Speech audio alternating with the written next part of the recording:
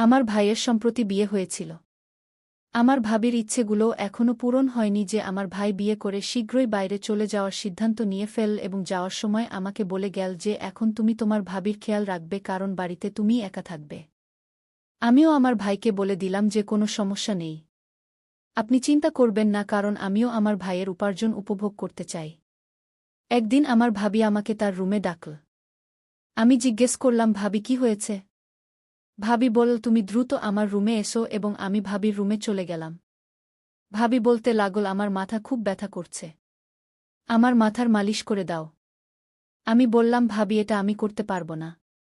কিন্তু ভাবি বলতে লাগল তোমাকে এটা করতেই হবে। আমি ভাবির মাথার মালিশ করতে লাগলাম। ভাবি বলতে লাগল এখন তুমি আমার পিঠে তেল লাগিয়ে মালিশ করো। তারপর ভাবি তার শাড়ি। এসব দেখে আমার কাঁপুনি শুরু হয়ে গেল। তারপর আমি ভাবির পিঠে তেল লাগালাম এবং ধীরে ধীরে মালিশ করতে লাগলাম। আমার মন সম্পূর্ণভাবে বিচলিত হয়ে গিয়েছিল। ভাবি অদ্ভুত শব্দ করতে শুরু করল। বাস তারপর কি হল? আমি আর ধৈর্য ধরে রাখতে পারলাম না এবং আমি ভাবির। আমার বয়স ছিল ২৪ বছর। সেই সময় আমি বাড়িতেই থাকতাম। আমার ভাই বিয়ে করিয়েছিল এই জন্য যাতে আমি একা বোধ না করি। ভাবির নাম ছিল পুনম এবং আমিও তাকে পুনমি বলতাম। প্রায়শই সে উদাস থাকত। অনেকবার আমি তাকে চুপি চুপি কাঁদতে দেখেছি। আমার মনে হল সে আমার ভাইকে মিস করে। তাই চুপি চুপি কাঁদে। কিন্তু না আমি কখনো তাকে এ বিষয়ে জিজ্ঞেস করিনি আর না ভাবি কখনো খুলে আমাকে এ কথা বলেছে। রাতে সে তার রুমে বন্ধ হয়ে যেত এবং রুম থেকে কান্নার শব্দ আসতে শুরু করত। আসলে আমার ভাইয়ের বিয়ের পরের সপ্তাহেই সে বিদেশ চলে গিয়েছিল। একজন নতুন বধূর জন্য তার স্বামী ছাড়া থাকা খুব কঠিন হয়ে পড়ে। কিন্তু আমার ভাই তো শুধু আমার জন্যই বিয়ে করেছিল কারণ আমি বাড়িতে একা থাকতাম এবং এখন বাড়ির দায়িত্ব নেওয়ার জন্য একজন মহিলার থাকা জরুরি ছিল। এই জন্যই ভাই ভাবিকে আমার হাতে ছেড়ে চলে গেল। পুনম ভাবি সম্পূর্ণ একা থাকত। তার খেয়ালও আমি রাখতাম। সে ছিল ২৮ বছরের এক যুবতী। সম্পর্ক না পাওয়ার কারণে আমার ভাইয়ের সাথে তার বিয়ে হয়ে গিয়েছিল। কারণ সময়ের সাথে সাথে তার বয়স বাড়ছিল। এক রাতে আমি ঘুমানোর জন্য শুয়েছিলাম। যখন ভাবি আমাকে ডাকতে শুরু করল। আমি ভাবছিলাম এই সময় ভাবির আমার কি প্রয়োজন হতে পারে। এটা ভেবেই আমি দ্রুত ভাবির রুমে চলে গেলাম। কারণ ভাই যাওয়ার সময় সব দায়িত্ব আমার উপর ছেড়ে দিয়েছিল। সে বলেছিল যে আমার পরে বাড়ির প্রয়োজনের খেয়াল রাখতে এবং সত্যিকারের মন দিয়ে ভাবির সেবা করতে কারণ ভাইয়ের টাকায় আমি আরাম করতাম। তাই আমি চাইনি যে ভাবি আমার ভাইয়ের কাছে কোনো অভিযোগ করে। যখনই ভাবি ফিরে আসার কথা বলত সে কোনো না কোনো ছলনা করে আসতে মানা করে দিত। রাত ১২টার সময় ভাবি আমাকে ডেকে তার রুমে ডাকল এবং আমি ভেবে চলে গেলাম যে কোনো জরুরি কাজ হবে। কিন্তু সেখানে গিয়ে আমি হতবাক হয়ে গেলাম কারণ সে নিজে বিছানায় শুয়েছিল। আমি ঘাবড়ে গিয়ে দরজার কাছে থেমে গেলাম। ভাবিকে ডেকে জিজ্ঞেস করলাম ভাবি আমার কোনো কাজ ছিল? আমার কথা শুনে সে উঠে বসল এবং আমি ভেবেছিলাম যে সবসময়ের মতো তার দুপাট্টা দিয়ে নিজেকে ঢেকে নেবে কারণ সে সারাদিন দুপাট্টা পরে থাকত। আমি তাকে কখনো এভাবে দেখিনি। কিন্তু আমার কথা শুনে সে বলতে লাগল, সমীর ভিতরে চলে আসো। আমার তোমার সাথে কিছু জরুরি কাজ আছে ভাবি। এখনও সে সেইভাবে শুয়েছিল। আমি রুমে গেলাম কিন্তু আমার চোখ নিচু ছিল এবং আমি লজ্জা পাচ্ছিলাম। আমি ভাবিকে প্রথমবার এভাবে দেখেছিলাম। ভাবি আমার দিকে ঘুরে তাকাল এবং আমার নিচু চোখ দেখে বলতে লাগল, সমীর লজ্জা পাওয়ার কিছু নেই। এই বাড়িতে আমাদেরই একে অপরের সঙ্গ দিতে হবে। আমার স্বামী তো বিদেশে থাকে কিন্তু তুমি সবসময় এখানে থাকো এবং আমার খেয়াল রাখো। এটা ভেবেই আমি তোমাকে ডেকেছি যে কঠিন সময়ে তুমি আমার সঙ্গ দেবে। ভাবির কথা শুনে আমি অবাক হয়ে তার দিকে তাকালাম। সে বলতে লাগল আমার মাথায় খুব ব্যথা করছে। তুমি কি আমার মালিশ করে দেবে? তোমার ভাই আমাকে বলেছিল যে তুমি খুব ভালো ম্যাসাজ করো এবং তার মাথা ব্যথা কয়েক মিনিটেই সেরে যায়। ভাবির কথা শুনে আমি হেসে উঠলাম কারণ এটা সত্যি যে ভাই যখন এখানে থাকতেন তখন সবসময় আমার কাছ থেকে মাথার ম্যাসাজ করিয়ে নিতেন। কিন্তু সে তো আমার ভাই ছিল আর ভাবিকে ম্যাসাজ আমি কিভাবে করতে পারি? ভাবি আমাকে ভাবিয়ে দিয়েছিল। বুঝতে পারছিলাম না কি করব। আমি ভাবছিলাম ভাবি কেমন নারী যে তার দেবরকে ম্যাসাজ করতে বলে। তার লজ্জা করল না, যদিও এটা কোনো বড় কথা নয়। কিন্তু একজন নারীর একজন পুরুষের কাছ থেকে ম্যাসাজ করানো, আর সেটাও তার দেবরের কাছ থেকে, যদি অন্য কেউ হতো তাহলে না বলে বরং তাকে কটু কথা শুনিয়ে দিত। কিন্তু এখন আমি ভাবির দয়ার উপর বেঁচেছিলাম। তাই তার সামনে কথা বলার সাহস ছিল না, আর না বলতেও পারছিলাম না। ভাবি ড্রেসিং টেবিলে রাখা তেলের বোতলটা আমাকে দেখিয়ে বলতে লাগল, খুব ভালো হবে যদি তুমি আমার মাথায় ম্যাসাজ করে দাও। বলার সময় তার চোখে ভেজা ভাব ছিল, আর আমার মনে হলো হয়তো সে খুব কষ্টে আছে। কিন্তু আমি ভাবিকে না বলতে পারলাম না। আমি সেই তেলটা নিয়ে তার বিছানার পাশে বসলাম। তারপর ধীরে ধীরে তেল তার মাথায় লাগিয়ে ম্যাসাজ করতে শুরু করলাম। আমি আমার দৃষ্টি নিচু করে রেখেছিলাম এবং কোনো রকম অনুভূতি হতে নিজেকে বিরত রেখেছিলাম। আমার হাত তার মাথায় তেল লাগানোর সময় ভীষণভাবে কাঁপছিল। আমি আজ পর্যন্ত ভাবির অনেক সাহায্য করেছি, কিন্তু ভাবি কখনো আমার কাছে এমন অনুরোধ করেনি। যত আমি তেল লাগাতে থাকলাম, ভাবির অদ্ভুত আওয়াজ ঘরে গুঞ্জন করতে লাগল। মনে হচ্ছিল যেন সে আরাম পাচ্ছে। আমি আবার তার দিকে তাকাইনি, আর না তার মুখের দিকে চোখ পড়েছে। আমার লজ্জা হচ্ছিল, আর আমি সেখান থেকে চলে যেতে চাইছিলাম। কিন্তু আমি বাধ্য ছিলাম। যদি আমি ভাবিকে না বলতাম আর এটা আমার ভাইয়ের কানে যেত, তাহলে ভাবির কোনো কথাই মানা হতো না। নইলে আমার খরচা বন্ধ হয়ে যেত। ভাবির ইচ্ছা এমন ছিল যে সে কখনো কোনো কিছু থেকে না বলেনি। আমি বিনা দ্বিধায় তার কাছ থেকে টাকা চেয়ে নিতাম, আর সে বিনা প্রশ্নে আমাকে দিয়ে দিত। কিছুক্ষণ ধরে আমি ম্যাসাজ করতে থাকলাম, আর তার আওয়াজ ঘরে গুঞ্জন করতে থাকল। এরপর সম্ভবত সে ঘুমিয়ে পড়েছিল, কারণ তার আওয়াজ বন্ধ হয়ে গেল। তারপর আমি উঠে আমার ঘরে চলে এলাম। প্রথমবার আমি কোনো নারীর এভাবে ম্যাসাজ করলাম, আর এই ঘটনা আমার ভেতর আগুন জ্বালিয়ে দিয়েছিল। ভাবির ফর্সা মুখ আমাকেও মাতাল করে দিয়েছিল। যেই মনে হলো সে আমার ভাইয়ের স্ত্রী, আমি ভাবলাম এখন আর তার ঘরে যাব না। পরদিন সকালে ভাবি পুরোপুরি দোপাট্টা পরেছিল আর আমার জন্য রুটি বানাচ্ছিল। তারপর আমি এগিয়ে গিয়ে রুটি নিলাম, আর সে আমাকে বলতে লাগল, সমীর, তুমি আমার মাথাব্যথা সারিয়ে দিয়েছ। আমি তোমাকে ধন্যবাদ দিতে চাই কি? তার কথা শুনে আমি লজ্জা পেয়ে গেলাম। আমি বললাম, আসলে আপনি সারাদিন বাড়িতে কাজ করে ক্লান্ত হয়ে যান। তাই আমি চেষ্টা করব আপনার কাজে সাহায্য করতে, না হলে আপনি কাউকে রাখুন গু। আমার কথা শুনে ভাবি বলল, আমার ক্লান্তি তখনই দূর হবে যখন আমার স্বামী আসবে। সেই দিনই আমার ক্লান্তি দূর হবে গু। আমি তার কথার মানে বুঝতে পারলাম না। কিন্তু সে রান্নাঘরে চলে গেল, আর আমার কাজের সময় হয়ে গেল। আমি বাড়ি থেকে চলে গেলাম। সারাদিন আমার মাথায় ভাবিই ঘুরছিল। দুপুরে যখন বাড়ি ফিরলাম, আমার বোনও বাড়ি চলে এসেছিল। আমি ভাবলাম কোনোভাবে সুযোগ খুঁজে ভাবির ম্যাসাজের কথা বলে দেব। কিন্তু তারা দুজন এতই মগ্ন ছিল যে আমার জন্য সময় পেল না।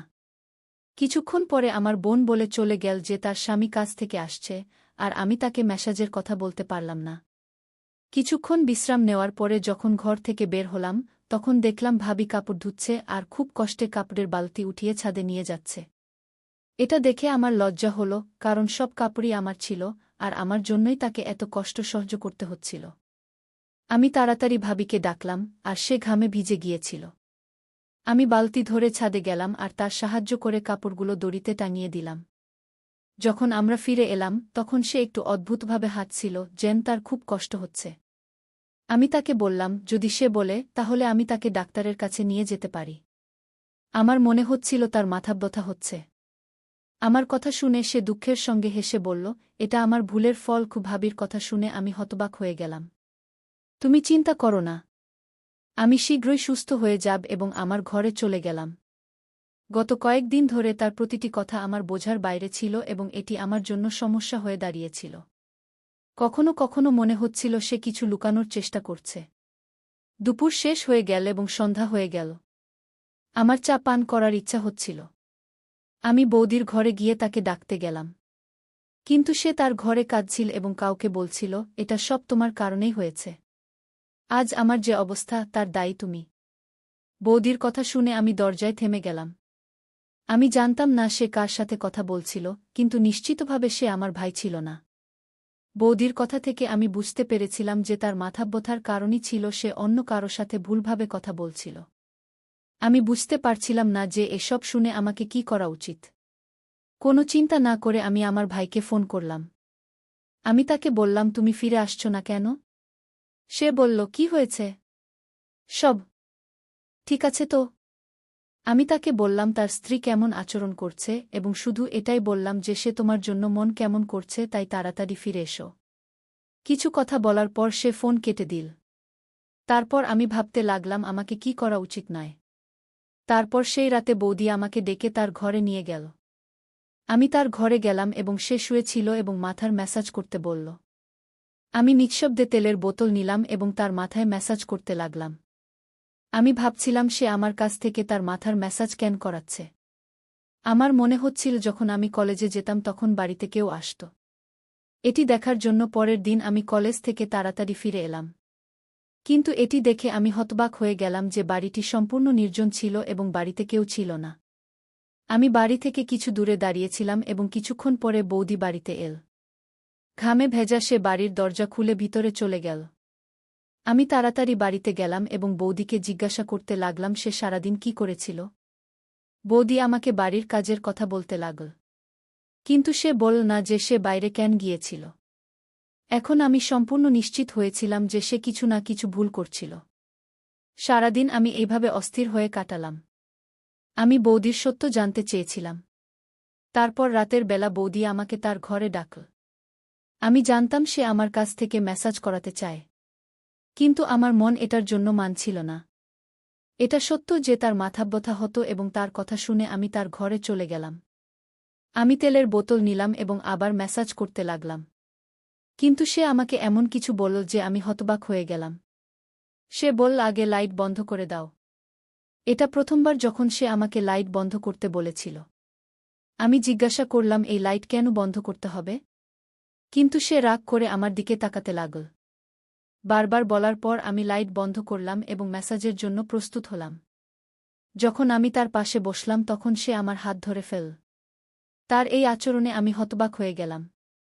আমার রাগ হচ্ছিল যে সে তার সীমা অতিক্রম করছে। আমি রেগে বললাম, তুমি কি করছ?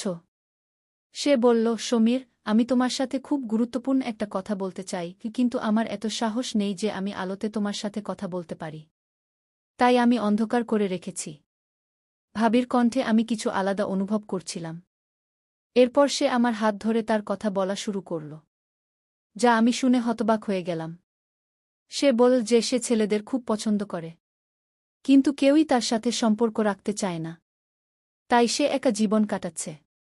কিন্তু সবচেয়ে বড় সমস্যা হল যখন তার জীবনে একজন মানুষ এল, যে তাকে ভালোবাসা ও স্বপ্ন দেখাল। যখনই সে টাকা চাইত সে তাকে দিত। কিন্তু যখন সে বিয়ের কথা বলল তখন সে মানা করল কারণ সে একটু বয়সে বড় হয়ে গিয়েছিল এবং সে তার সাথে বিয়ে করতে চায়নি। সে অন্য কোনো মেয়ে চাইত কারণ সে বেশ উন্নতি করেছিল। তারই কারণে সে তার ছোটখাটো ব্যবসা শুরু করেছিল। তার কাছে সবকিছু চলে এসেছিল এবং তার আর তার প্রয়োজন ছিল না।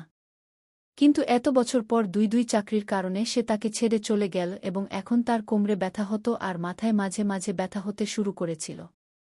আমি অনেক কষ্ট সহ্য করছিলাম। যখন তোমার ভাইয়ের বিয়ের সিদ্ধান্ত এল, আমার বাবা মা বাধ্য হয়ে তোমার ভাইয়ের সাথে আমার বিয়ে দিলেন। আর আমি বিয়ে করে এখানে চলে এলাম। কিন্তু সব সময় আমার এই আফসোস হতো যে আমি কেমন মানুষের পিছনে নিজেকে নষ্ট করেছি যে কখনো আমার ছিলই না। আমার ভাইয়েরা আমার কদর করেনি আর না আমার ভালোবাসা। তারপর আমার উপর সবচেয়ে বড় দুঃখ এল যখন আমি জানলাম যে তোমার ভাই বিদেশে বিয়ে করেছে। তোমার ভাই কয়েকদিন আগে আমাকে ফোন করে বলল যে সে সেখানে বিয়ে করেছে এবং এই বিয়ে শুধু তোমার সাথে এই বাড়ির জন্য করা হয়েছিল। এটা শুনে আমি হতবাক হয়ে গেলাম। আমার মনে এই কথায় আটকে রইল।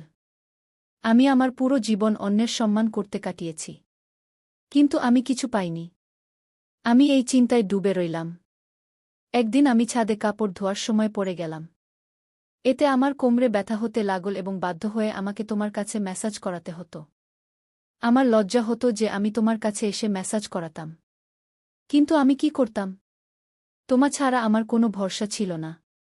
কাল আমি আমার বাড়ি গিয়েছিলাম। আমি আমার মাকে আমার স্বামীর দ্বিতীয় বিয়ের কথা বললাম, তখন সে বলল যে আমি আর কতদিন এমন জীবন কাটাব। এটা শুনে আমি ভেঙে পড়লাম এবং বাড়ি ফিরে এলাম। আমি জানতাম যে আমার জীবনে এখন আর কিছুই বাকি নেই। আজ তোমার সামনে সবকিছু বলছি কারণ আমি তোমার কাছে ম্যাসাজ করাতে আসতাম। আমার লজ্জা হতো। কিন্তু আজ না হয় কাল তোমার এই কথা জানা হতো যে তোমার ভাই দ্বিতীয় বিয়ে করেছে এবং এখন সে কখনো ফিরে আসবে না। তাই আমি ভেবেছি যে তোমাকে আমার সব সত্য বলি। এটা বলে ভাবি কেঁদে ফেল। শুক্রিয়া যে ভাবি রুমের লাইট বন্ধ করে দিয়েছিল। আমার খুব আফসোস হলো যে আমার ভাই খুব খারাপ ব্যবহার করেছিল। আগেই তার সাথে খুব খারাপ হয়ে গিয়েছিল এবং এখন সে তাকেও ছেড়ে দিয়েছে। কিন্তু কোথাও না কোথাও এতে আমাদের ভাইবোনদেরও ভুল ছিল। আমরা তাকে কখনো ফিরে আসতে দিইনি। তার বয়স বাড়ছিল। আর কতদিন সে একা থাকবে? তারপর সে অন্য একজন নারীকে বিয়ে করল। অনেকক্ষণ পর ভাবি বলল যে আমি আমার পুরো জীবন এই বাড়িতে চুপচাপ কাটিয়ে দেব। আমি তোমারও খেয়াল রাখব এবং তোমার বাড়িরও দেখাশোনা করব। শুধু তুমি আমাকে এই বাড়ি থেকে যেতে দিও না। তোমার ভাই এখন কখনো ফিরে আসবে না এবং আমিও এখানেই থাকব। আমার ভয় যে একদিন তুমি আমাকে এই বাড়ি থেকে বের করে দেবে। আমি ভাবিকে বললাম যে এমন কখনো হবে না। আমি তোমাকে কোথাও যেতে দেব না। তুমি এই বাড়িকে যেভাবে সামলাও এমন কেউ করতে পারে না। কিন্তু তুমি একা জীবন কেন কাটাতে চাও? আমার ভাইয়ের থেকে তালাক নিয়ে আমার সাথে বিয়ে করো। আমার কথা শুনে ভাবি হতবাক হয়ে গেল। আমি উঠে রুমের লাইট জ্বালালাম এবং বললাম, সুখেরও তোমার অধিকার আছে। আমার পড়াশোনা শেষ হতে চলেছে এবং আমি শীঘ্রই চাকরি করব। তখন তুমি তোমার তালাক নিয়ে নাও। তালাক ইত্যাদি নিয়ে নাও। আমি শীঘ্রই তোমাকে বিয়ে করব এবং একটি নতুন জীবন শুরু করব। আমাদের বন্ধুত্ব আছে। যখন তোমার বাবা মা সত্যি জানবে তখন তারা মানা করবে না। ভাবি বলল যে আমি বয়সে অনেক বড়। লোকেরা কথা বলবে। দুনিয়া কি বলবে? আমি বললাম, এই দুনিয়া আমাদের কি দিয়েছে? আর তুমি দুনিয়ার কথা ভাবছ, এই সম্পর্কে আমার কোনো আপত্তি নেই। আমার কথা শুনে ভাবি কেঁদে উঠলেন। আমি তখনই ভাবির মাকে ফোন করলাম এবং সব কথা বলে দিলাম। তিনিও খুব লজ্জিত হলেন এবং ক্ষমা চাইলেন। পরে ভাবি তার ভাইয়ের থেকে তালাক নিলেন। কয়েক মাস পর আমার পুনমের সাথে বিয়ে হয়ে গেল এবং আমরা খুব খুশি। আমি বয়সে একটু ছোট ছিলাম কিন্তু তাকে সেই সুখ দিয়েছি যা আমার ভাই এবং তার এক্সপিএফ দিতে পারেনি। ভাবি আমার উপর এত খুশি হয়ে গেলেন এবং আমরা প্রতিদিন রাতে সুন্দর দৃশ্য দেখতে যেতাম। আপনি আমার এই গল্পটি কেমন লাগলো তা কমেন্ট করে অবশ্যই জানাবেন। ধন্যবাদ। আর যদি গল্পটি পছন্দ হয়ে থাকে তবে ভিডিওটি লাইক এবং চ্যানেলটি সাবস্ক্রাইব করতে ভুলবেন না। কারণ এই চ্যানেলে আমরা এই ধরনের গল্প নিয়ে আসি। দেখা হবে আরেকটি নতুন গল্পে গিয়ে।